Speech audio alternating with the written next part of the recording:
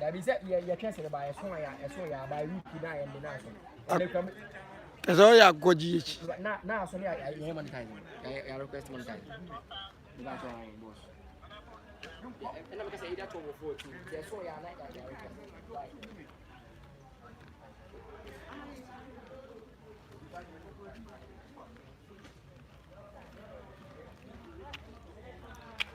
Me pacho obi a wonim bia 925 woni. My way and the train Ashton TV, my Ashton TV. Yeah, 925 Ghana we day. Ghana we day. We day. Me pacho woni o. Ghana we day. Say obi hu say Ghana we day wona wo dia. Obi hunu say Ghana we day wo dia. No be hunu say em pacho Ashton TV mpacho Ghana we day woni. Ono na twen a wo hwe ye mpacho woni.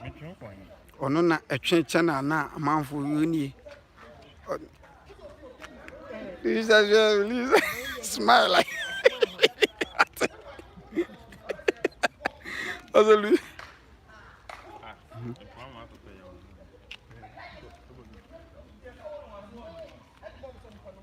Like in a set.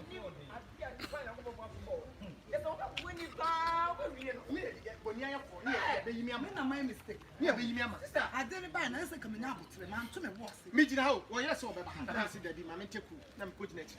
Or buy out for some. Who can say? What's the one?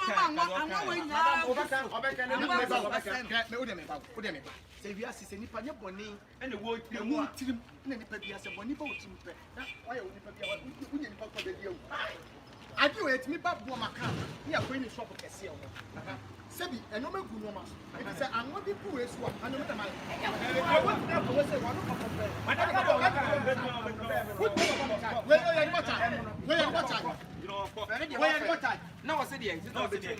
Rasta Kenny, Rasta K, Rasta Kevin.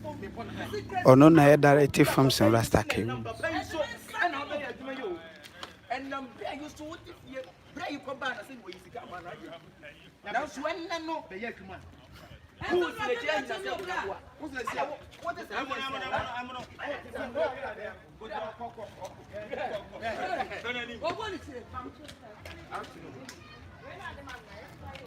Bonjour, Franca Dupipra. Franca Dupipra, you also see a director or director YouTube videos in the Bimpacho, Franca Dupipra. And tomorrow I'm share live in our Ashton TV now. Franca Dupipra wini. Cardi B susuni ono ne timi ye lie. Na ma ya che no. No. Cardi B na na obesi sanwa no. Na obesi sanwa no. Utimi ye ne ya che. Oh long face. Oh long face. Oh long face. Oh long face.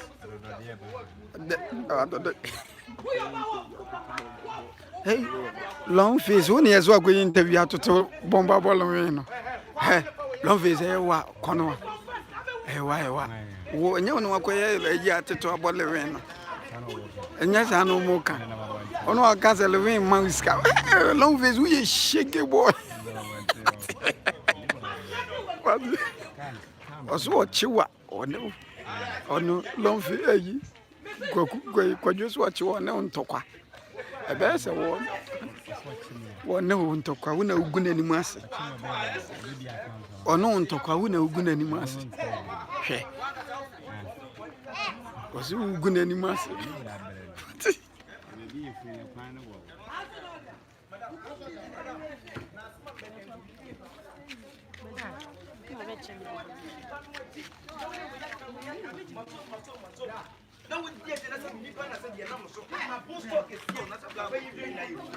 Chef so na ni ayi ni sobolo susuni.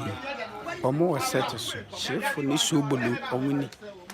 Ana omo set so hard na chef ni sobolo. Akokora chef ni sobolo omuni. Chef ni sobolo omuni. Omo hard na chef ni sobolo. For her life, I chef ni sobolo susuni. Muni. Sesa na be obi abe hu se muni. Hey! Are you insulting me?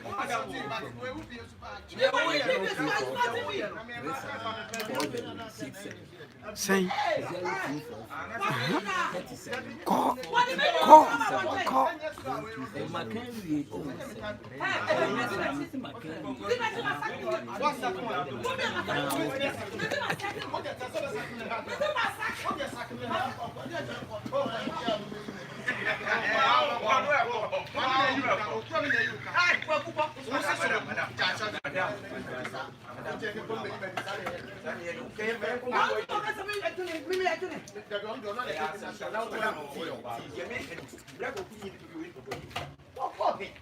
John, make us a whole story about that in a house of the same one. And I'm soon as to your back as yet. I was a different branch. Who play it for no crowd the cap of the place. Hey, I was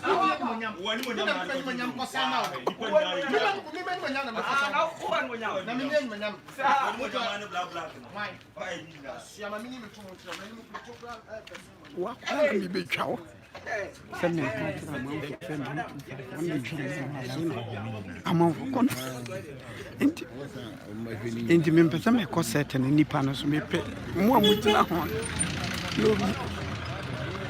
no bi ahu se 925 ni won na twen ne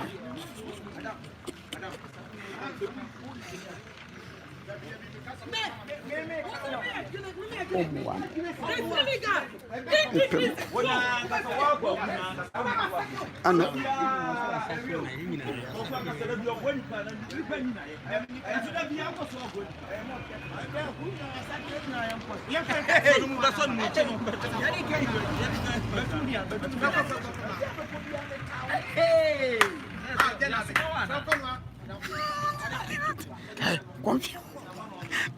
confiance Zuni confiance on bien confiant on confiant ne ha confiant ça doit confiant ni confiant ne ha na mbaja ya mo hwe 925 vie ono ana confiant tete kuzuni on na ye adwuma no on na ye adwuma na no ho tsere no e vivre ti atsere hey na wo twini pass o mo nko set no so ntem na di but yeah dear my fans yo muku akwa wanzo yo o assistant Papa India president God bless you. Yeah, them as say all the time for support you. I think on your madam no no share. I'm not from don't try to say DBA already na ko money on cost my my answer DBA baby am on for so I dey any agime ye shame boss you on your papa go e dey grandma you hear from ho an yakko ho no yes so one farmer Fumi answer number ni yes was the number ni yes 0244 374067. This is 0244. Omonya day. Musa mo amuni, no ma ye momo kakra. Ai. E di ni so beba cha for say. Why? Madawoma. Eh. Obi everybody. Madawoma me twa mo sisi a mo ma ni ntintom. Madawoma. Ese muni ho a meni ho. Why? Madawoma. What as mo bi kan. Obeso obusa se mo one hye ayi. Aka Ebenezer mo ye friends ana mo ye namfofo ana se. That's my number too. Yes, no. You did a watching. You from day one. Yeah, you see me, and now for 4 years, this is called family. This is called family. This is called family. Now, man, or mobile stars now, my belly now. Danny then Tuana morning, come together. Like family, you know what I'm saying? Never tell Ashton viewer man who akwawi we man oni na ohia ni ba TV woni de mu hu na ni ohia ni ba TV woni ye wa nyina obi anu wa okonye nyina ye anuafo ene namfo ohia ni ba TV soso woni ye ba nyina obi a wa hey ofa bra yan kwai na ke bra Una wa bia TV foforo. TV ndi ne sa na ke bra mpacho. Mpacho na kesu ni wa bia TV foforo mesere mo bia. Mo amwa Ashton TV mesere mo monko na monko hwe. TV ni de se okuku seku TV. Okuku Seku Comedy TV. Me bacho monko nko hwe okuku seku Comedy TV. Nana kesu so dia. Ono so abie oh, now one kind station no na wo ye uzo de na ye sen ka abotre udin kwa na ye sen Malik ono so Malik International ono so de abotre ye ntemesra wa wo hwe Ashton TV bia ono so de na ye ni din de Malik abotre ye TV abotre ye TV. Oh, one of my comment here, man who comment asema o kan yi. Asema o kan man hunu mesra. O my comment says here sabra na me hwaze na me hunu adeko na me mbisa no. Me mesra. Comment bia kan na me mbisa chef wadi fufu bia wadie no. Na ogina mu no. O mo fa mo. Ni di ye. Ara ma mesra mo pa eni. Me ba to baje asusini. Onuzu TV ne Bajel TV mesremo Akonoba TV ewo YouTube Akonoba TV ente mesremo Akonoba TV mo amoshe Ashton TV Akonoba TV mesremo mo hwe me ba jo enne Ashton TV enne me advert ma TV sini nyina ewo YouTube ni nyina enne me advert ma omu nyina me ba jo hu Malik or say abotre TV ohia ni ba susu TV susu ni on dey ohoda dada or ye botantim on dey wache ono no dey wache nti mesrama ya monya nketwa no eya mo nko nkese no ohia ni ba ma mo nko ho mo nko abotre TV oh so dey ma fo wi kokuma ni ono so onye eno be ni interview ono be long face ni mpacho Frank director susu onu susu ni enne kwaku susu ni ono obeye aggressive interview ente na waba no to obeye aggressive interview Ashton TV fo nyina na obeye aggressive dem na bi se bibi anim bibi sound ayo case no na sound no we Ashton Comedy TV. Na bia nya Ashton Comedy o ye shake Ashton TV. Na me ya advert ma TV sini nyina. Bi enyu free. Wan be you free. Ashton enyu free. Long face TV no mondi. Long face we be TV. Na ne kan me ba jo bia o hwe Ashton ayi bia mesra o se efe no Ekosu TV nti mesema ya mo nko hwe ono so comedy efe no Ekosu TV me ba jo ataju susuni nti mesra mo Ashton TV nyina mo nko hwe ataju comedy TV a se ne de ne ataju da bia ntimi nyi mfrim ye nyi obi amfrim da bi o de ni nyina ho papa na na ke ataju so asa abonyom ndi new track bi eba ataju so bube tuche oh bi si ataju ni o se ataju be tuche ataju so abonyom foforo no e frɛ no metuche nti ube tuche obenya no he ube afa na bebenya mba eba odu okay o se beba o pre ni banzo obama ma freestyle no ne be nya de atiaze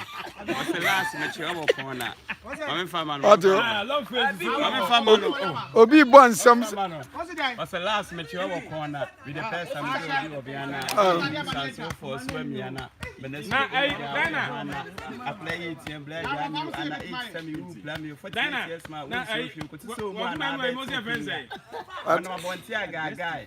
I've been game guy. And me wa jo long face ni atadwe na hu o long face na atadwe na o te o mo nka na obi se me ba jo ene eje de wa ama ene eje saset we so de eje ni so mbuza eje Me ba jo eje de ani mumu so ohia ni ba me ba jo wa obusa eje no ohia ni ba TV me ba jo eje de ohia ni ba na kofa ne ba ye ono na ye ne star ohia ni ba TV oni ente me ba jo wa obusa eje no wo se oso enche bi obeba ono no set so na oba ente me sere mo se bibi wo ha obusa me ameka kire no why obusa me ameka kire no eneme ne nam set so ana maba be piem edu ba bi oho a mintimi nkasa edu ba bi oho a ye twa na mintimi nkasa omo ekiri ho edu ba bi wa mintimi nkasa ba jo mahu madam we ofiri abroche ne bai na obesra mo amu abrochira mo hwe Assistant TV nyina mesra mo wa wo beba no eya abra ne besra ye kama ne munye de eya damasi pi so no so Italy madam pacha o si udin de sen FN madam Linda wo Italy ntimo ayesra mo amu abrochiri nyina mobile ya mo meboa e wa Assistant TV se da sipi ayi susu rasta kenie me pacha direct on ze na ni abresa dan na usiesie on ba dan free bia se ma Linda ni obi susu ahunu free Italy me pacha dan na ni dan na Samuel susu ni Dana Samuel Susini or Hadjune pa ono so TV ne de Dana Asamoah Dana One TV ntime sram pa macho mo amowo Assistant TV nyina ni TV ne de Dana One TV ntime sram ya mo ko hwe ni video man Dana One TV ana yewo TV foforo so FN Asanteman TV Asanteman TV me ba cho no Rasta Care director dia aha ntena Asanteman ye futu so be dey wom the name is still Raske so what I say obi so Raske da so power adwuma power ye no o ma feel ana dana days ni nyina na me ka say days ni nyina e adwen say ye be ye video so gu ha ma mo say da ya mo so fura adwuma ba mo ba betena ase na tete mo stress so ina na ebo abese ye timu pressure so da mo so what I say na enti mesere mo ye nyina wa onzo wa kaso ani abre follow me on Instagram official Kankasa me ba cho ha oh BCE Dana Madam sleeping medicine obisi Dana ode droso I'm so integrated. Ona madroso so ampa madam ona madroso ode droso me da masipi Na papa ne patron from me no man to mba jo faton ba obi anu besanu 0240 875447 Sam me Mr. sa kana ba ko se na 0240 875447 that is my number. Ntia momre no ma na fatondru Please I'm begging in the name of thank you. Okay. Ena me guzo me wasate so ye omo ye adwuma no minti ntwa video ne ma enti nipa no na metimi atwa ba because me twa video ne ba e be te se de mo ahwe no enti nipa no na metimi atwa na ba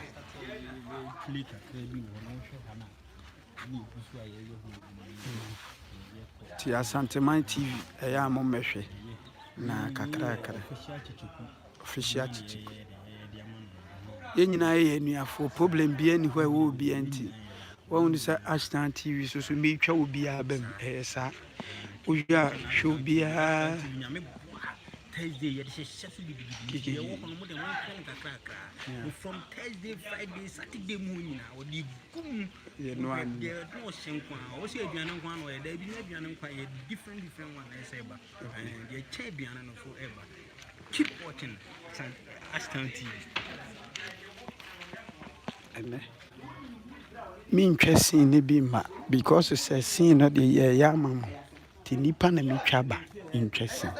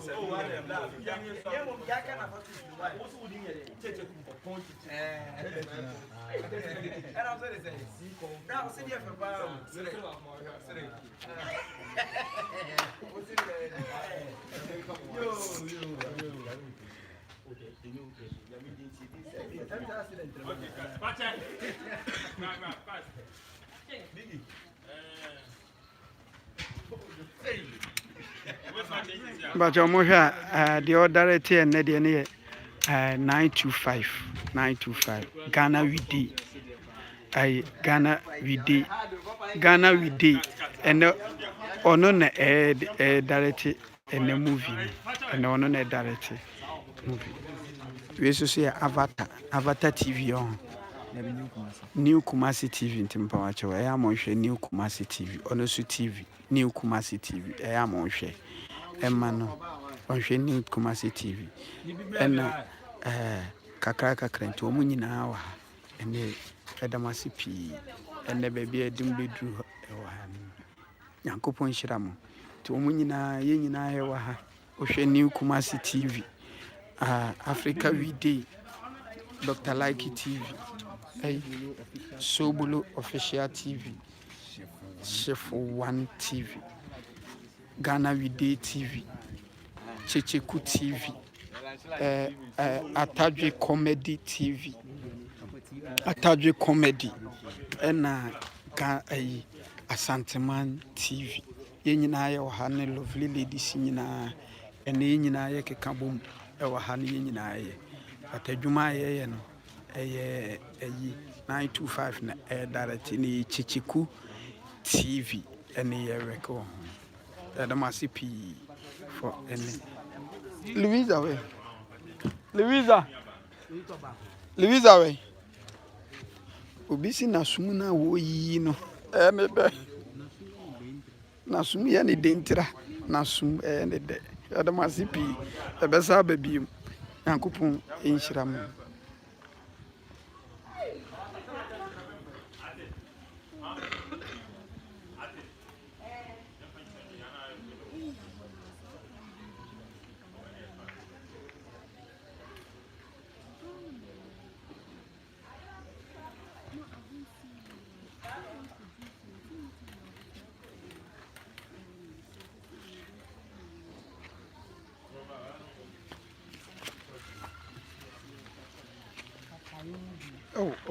Oh, madam.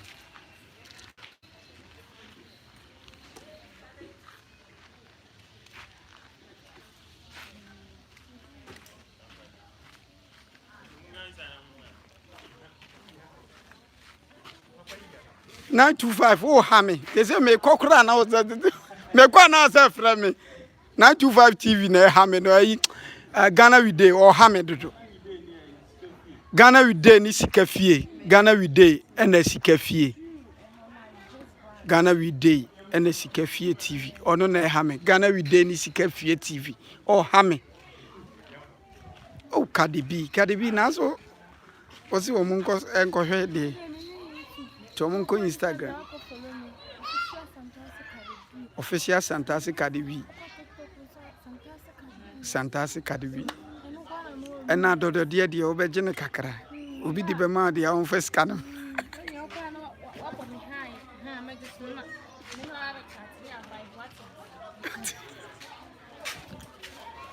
ni nyina ye wo set so na yɛn nyinaa yɛ mbom ebi te akyire kakra na bi wɔ anim ha deɛ mɛma aha yɛ mɛma nko a dan na nti obi awu yɛ adwuma na wabɛgyina ha no yɛ wurade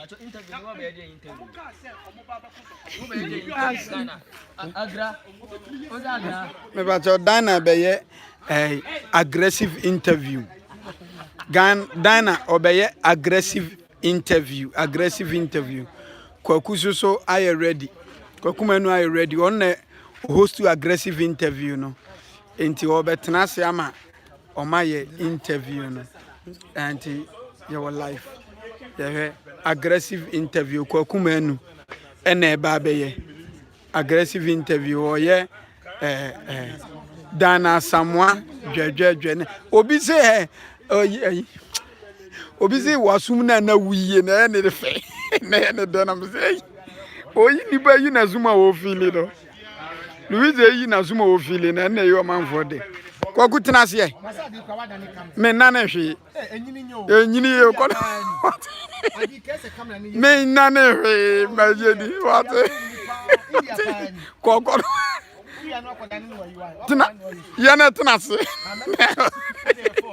yana tena se na obeye interview the TF was said ya wie da nyame asese na da roma mi awie he said ene ya wie first one yes akoya ni me start long face no long face mo dia no obi ebie me ntimi sere mo am nkohwe amanfo de na mu